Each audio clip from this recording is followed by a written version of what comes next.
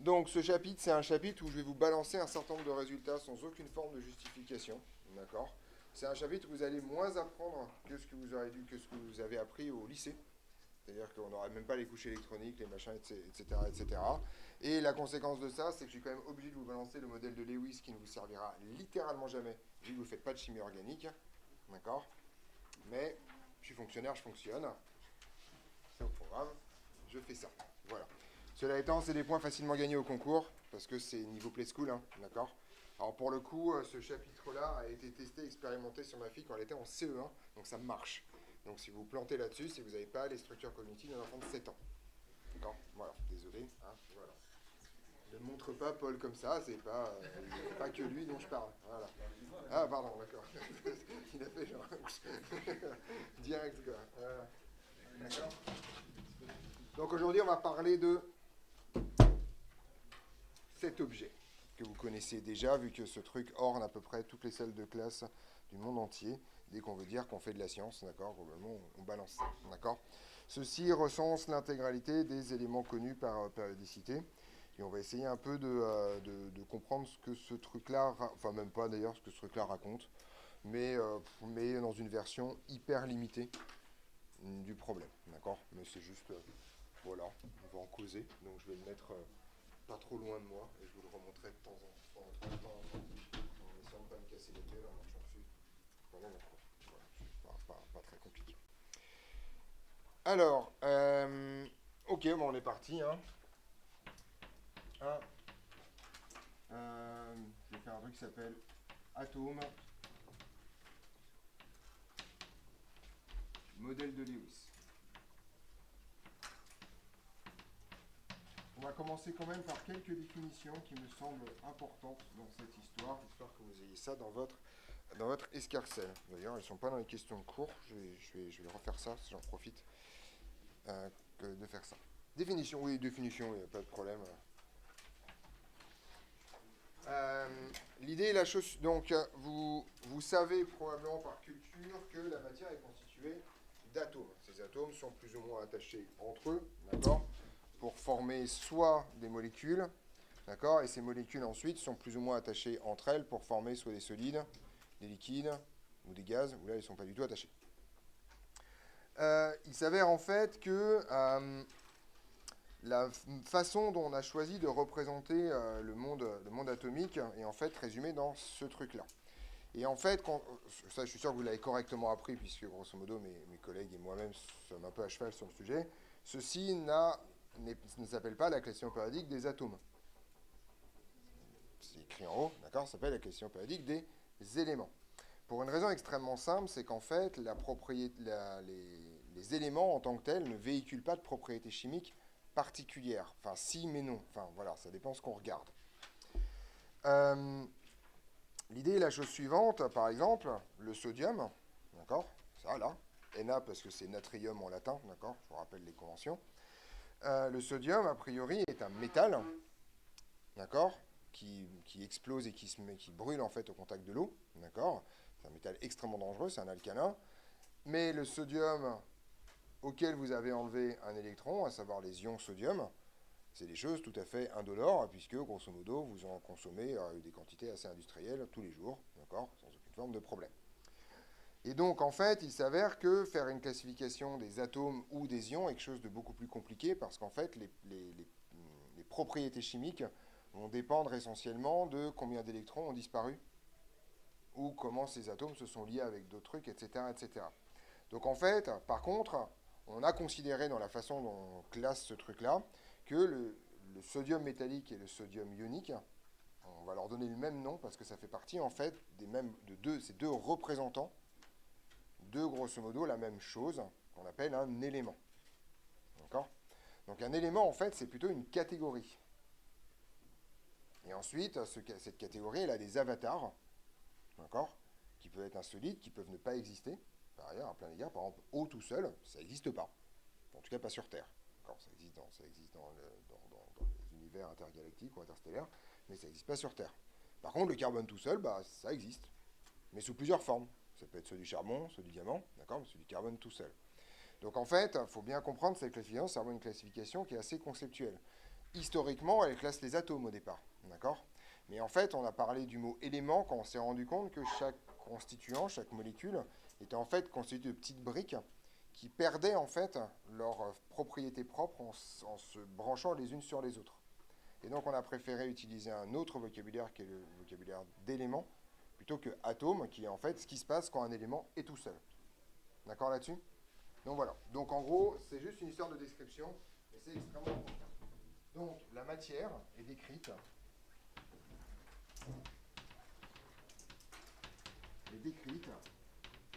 par des éléments. Donc grosso modo, un élément est une catégorie. Oui, je t'écoute.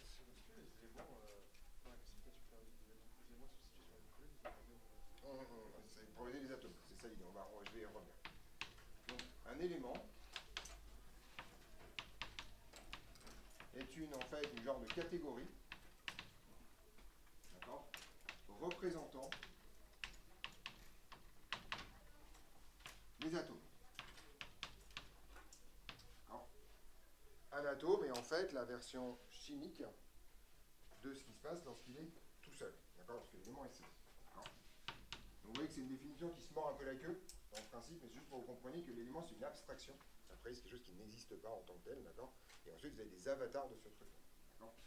Donc, toute la matière, ça c'est une propriété, d'accord.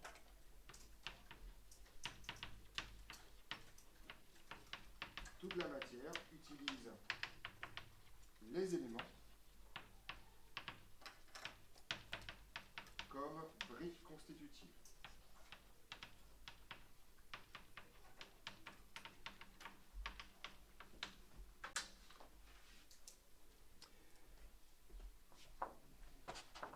Et grosso modo, un atome, c'est tout simplement ce qui se passe quand un élément est tout seul, et la manifestation physique d'un élément tout seul, sans aucune liaison avec qui que ce soit d'autre et sans aucune interaction chimique. L'atome est alors la version physique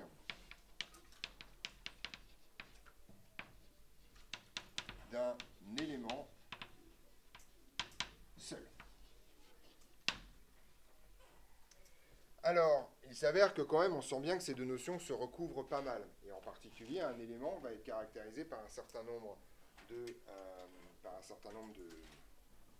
caractéristiques. Et surtout, il y a un certain nombre de caractéristiques qui ne vont pas caractériser l'élément, et vous allez voir que ça a son importance. Oui. Constitutive. Voilà.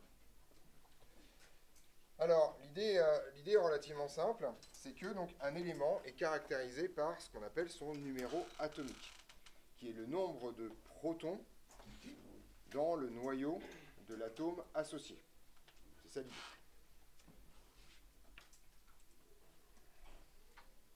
Donc, un élément est caractérisé par ce qu'on appelle son numéro atomique.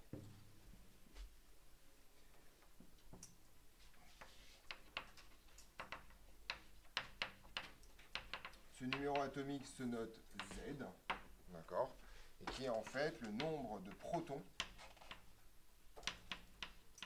dans le noyau de l'atome associé. Alors, petite remarque, ceci n'est pas du tout la définition originelle du numéro atomique. Pour reprendre la question de Camille tout à l'heure, je vous explique comment ce truc-là a été fabriqué. Dans l'ère post-Lavoisier, si vous voulez, on a commencé à se rendre compte qu'effectivement, il y avait des petites briques élémentaires, on a commencé à les appeler des éléments, d'accord. Le mot atome est un mot très très vieux, d'accord, c'est un truc qui se coupe pas en deux, d'accord, ça ne veut pas dire exactement la même chose. Et on commence à essayer de les regrouper par propriétés chimiques similaires, en particulier propriétés chimiques du corps simple associé. D'accord. Et donc on se rend compte que, et on commence à avoir aussi des techniques, en particulier quand on gazifie les choses, pour mesurer facilement la masse molaire de ces trucs-là, sachant par ailleurs que la mole à l'époque n'est pas la mole actuelle, on en a déjà discuté avec Sofiane. Grosso modo, c'est juste un espèce de conteneur qui, grosso modo, à l'époque, ça ne s'appelle pas comme ça. Mais voilà. Et donc, à un moment donné, quelqu'un, un obscur russe, il y a toujours un obscur russe quelque part, d'accord, qui s'appelle Mendeleïev en l'occurrence, décide de faire une classification. C'est pas du tout la seule classification de l'époque, d'accord, on peut en faire plein, mais lui, il a une idée, bon, il fait un choix, quoi. Il dit, ce que je vais faire, c'est que je vais classer les éléments par masse croissante, d'accord. Alors en fait, la question de Mendeleïev, elle est comme ça, l'original, elle est pas comme ça, d'accord. Mais bon, ça revient un peu de problème. Et donc lui, il va dire qu'il va les mettre dans une même ligne, ceux qui ont la même propriété chimique. Nous, ce sera dans la même colonne, c'est une sorte de présentation. Donc il va les classer par masse atomique croissante, jusque-là rien de très exceptionnel, mais il va dire, mais en fait, comme je me suis rendu compte qu'il y a plein de trucs qui ont à peu près les mêmes propriétés, d'accord, et en particulier les deux premières colonnes et les deux dernières colonnes, qui ont des propriétés extrêmement similaires chimiquement, dans les composés qu'ils forment, dans les réactions qu'ils ont avec d'autres composés. En particulier, tous ces éléments-là réagissent très violemment avec l'eau. Tous ces composés-là réagissent avec l'oxygène pour donner des oxydes métalliques très stables, avec deux oxygènes pour un truc. L'avant-dernière colonne se mettent ensemble pour donner des gaz toxiques. La dernière colonne réagit avec personne, d'accord, globalement. Alors, petite remarque, Mendeleïev ne connaît pas lui. Hein. L'hélium, c'était découvert en 1930, d'accord, donc ça s'appelle hélium, c'est découvert en soleil, par spectroscopie, d'accord. Mendeleïev, il y a des bouts qu'il ne connaît pas, il y en a plein qu'il ne connaît pas. Mais il fait ça. Et en fait, au lieu de les classer par ordre de masse, des masses molaires croissantes dans ce qu'il connaît, il va imposer la période, d'abord, comme structure de base. Et donc en particulier, il va dire, bah là, en fait, par exemple, bah, je vais aller de là, et là, je sais qu'il en manque un. Parce qu'en fait, c'est lithium le suivant, qu'on connaît sur Terre. Il y en a d'autres. Le germanium, Mendeleïev ne connaît pas. Donc il va arriver là, il va dire, bah, il faut que ce soit là-bas, donc là, il y a un trou. Et donc il va présenter une classification, il y a des trous dedans. Et ce qui fait le succès d'un modèle en physique, c'est surtout le fait que 5 ans plus tard, vous remplissez les trous. D'accord. Et donc on est en train de se rendre compte que ce truc-là cache probablement quelque chose de plus profond que simplement la classification de Mendeleïev. À l'époque, électrons, protons, tout ça, personne ne connaît. D'accord. On connaît absolument pas la structure des atomes. D'accord. Mais il s'avère que cette classification va rester tout simplement parce qu'en fait, elle reproduit fidèlement la structure quantique des atomes. D'accord. Et ça, c'est un coup de bol. Mendeleïev, a priori, il ne sait pas si c'est que la mécanique quantique. Ouais.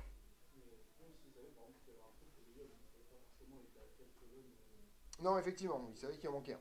Voilà. Mais là, effectivement, celle-là, elle est longue. Germanium, par contre, c'est là. C'est obligatoire, c'est coincé dans le trou. Oui.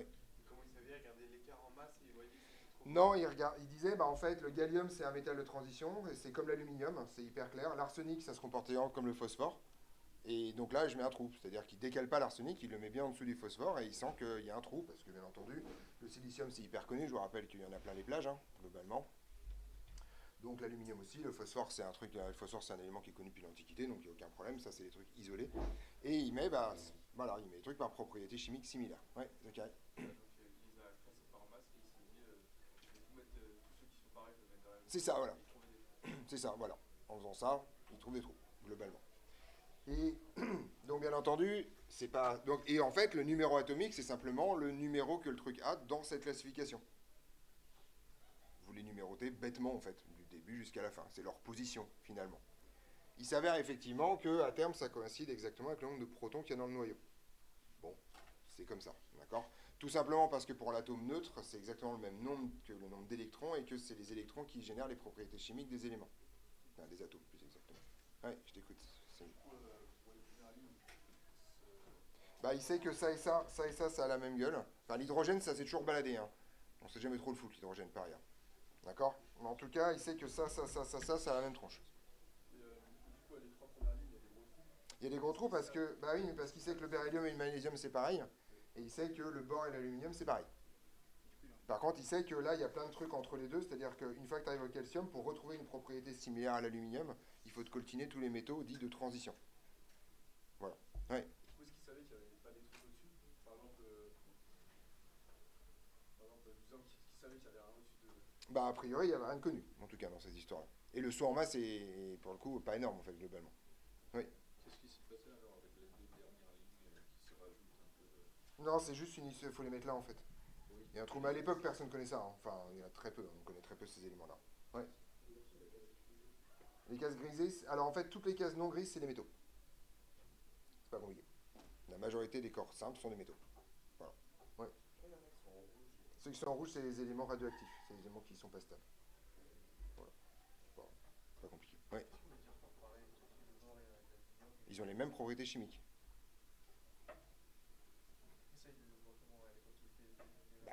Bah oui, c'est comme ça que fait la chimie. Voilà. Donc on a des catalogues de réactions, on en a plein, d'accord. Voilà. On est d'accord là-dessus? Donc le numéro atomique au départ, c'est simplement la place dans la classification. D'accord? Il s'avère effectivement que ce truc-là va être fécond, mais pour un gigantesque coup de bol, pour le coup. Encore une fois. Oui. C'était quoi les atomes rouges? Enfin, les éléments Ceux qui se désintègrent radioactivement, je l'ai dit il y a 3 minutes. Voilà. Donc, ça c'est le nombre de protons. Ça vous raconte la chose suivante, c'est qu'en fait, il n'y a que ça comme caractéristique. Autrement dit, si vous avez un atome qui a le même nombre de protons, mais pas le même nombre de neutrons dans son noyau, ça va être considéré comme le même élément. D'accord? On parle, vous savez comment ça s'appelle, des trucs comme ça? Ouais. C'est les isotopes, effectivement. Donc, deux atomes avec un nombre de protons identique, mais de neutrons différents.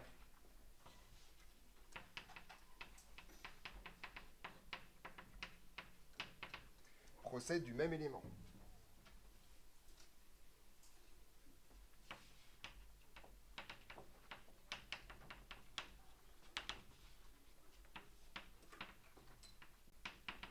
Donc ça porte un nom, effectivement, que vous connaissez probablement déjà. On parle d'isotope. Oui. Non. Qui a dit ça? Qui a dit ça? Tu te rends compte la portée de ta phrase? Tous les isotopes sont instables. Comme tous les atomes sont des isotopes, ça veut dire tous les atomes sont instables. Non, stop. Écoute ta phrase. Non mais, n'importe quel atome est un isotope. Non, j'ai pas dit ça. Non, moi je dis ça, parce que ça c'est vrai.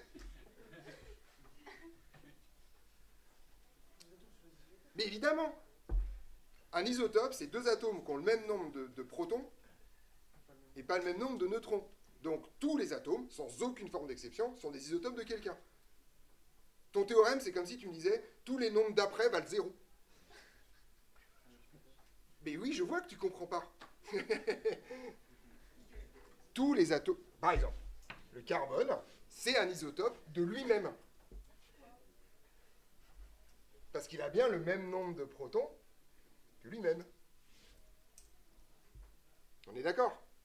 Donc, à la limite, je veux bien admettre qu'on va dire isotope que quand il y en a deux. Donc, il y a par exemple le carbone 12 et le carbone 13. Si tu me dis que tous les isotopes sont instables, c'est-à-dire que celui-là, il est instable et que celui-là, il est instable. Non, c'est pas les isotopes par rapport à un qui n'est pas un isotope. Ils sont isotopes entre eux. Isotope, c'est une relation.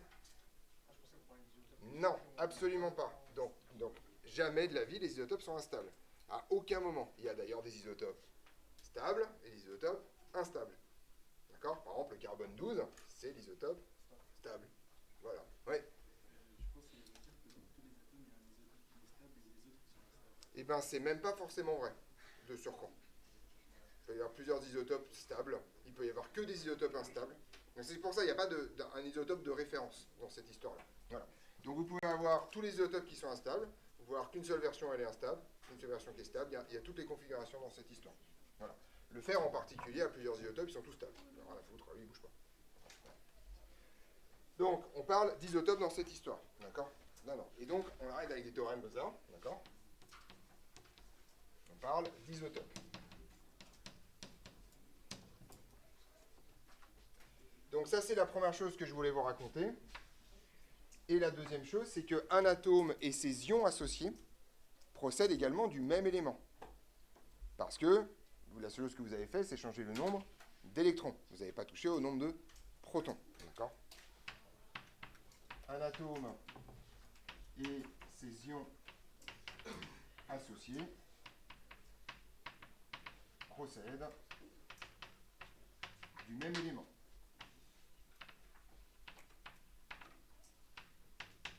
Voilà. Donc par exemple, le sodium et les ions sodium, l'argent et les ions Ag+, les ions chlorure et le chlore, etc., etc. On est d'accord là-dessus? Voilà.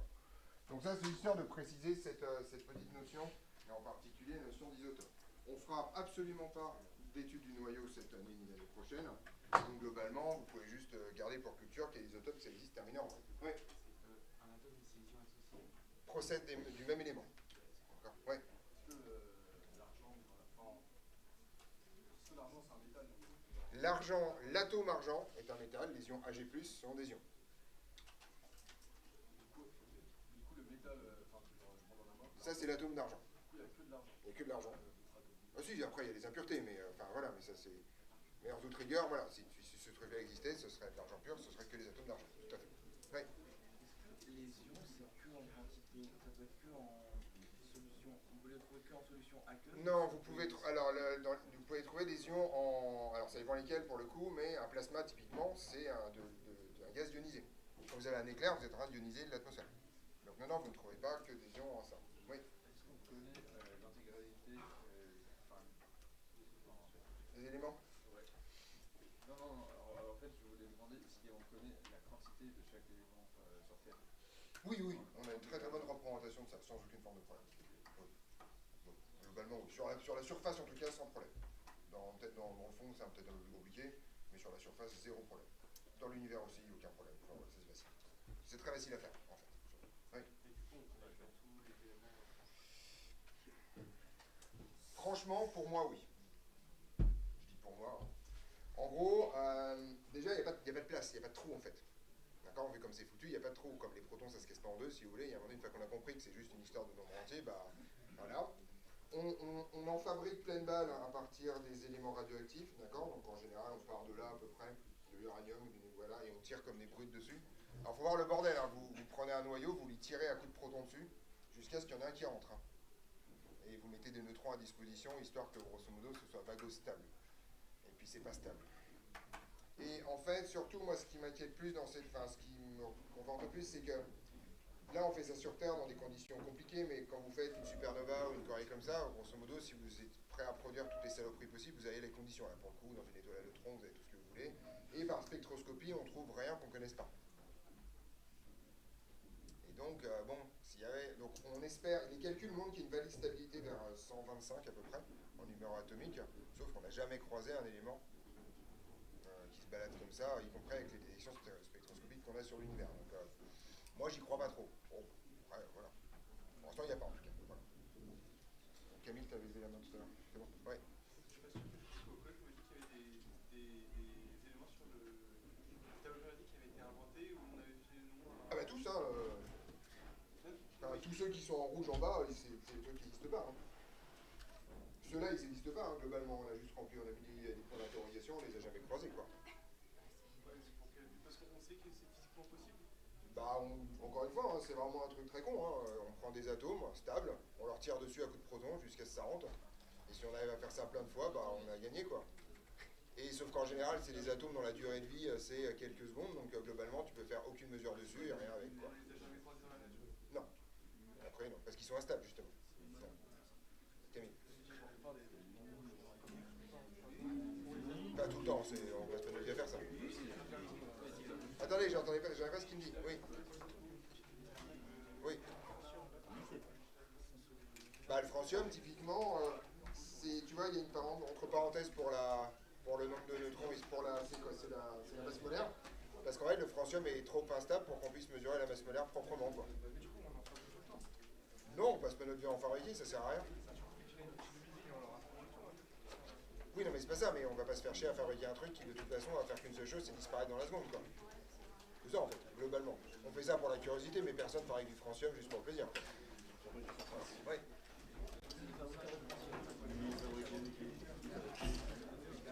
Par spectroscopie, en fait. En gros, tu regardes les atomes, tu regardes en raie d'émission, et tu peux attribuer tout ce que tu vois à des choses qu'on connaît, donc... Ouais, un peu de choses près, ouais. La composition chimique des galaxies lointaines, c'est le truc le plus facile à savoir. Ouais, c'est la même chose. Hein. C'est de l'hydrogène, de l'hydrogène, de l'hydrogène, de l'hydrogène, un peu d'hydrogène.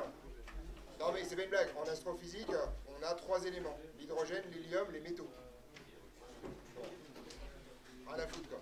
Les mecs qui connaissent cette ligne-là, il y a le reste, qui est un gros paquet. C'est la même chose. Ouais. Oui. C'est Noël qui émet des neutrons en interne, oui. Bah oui, parce qu'il y a des réactions nucléaires en dedans, gogo, quoi. Oui.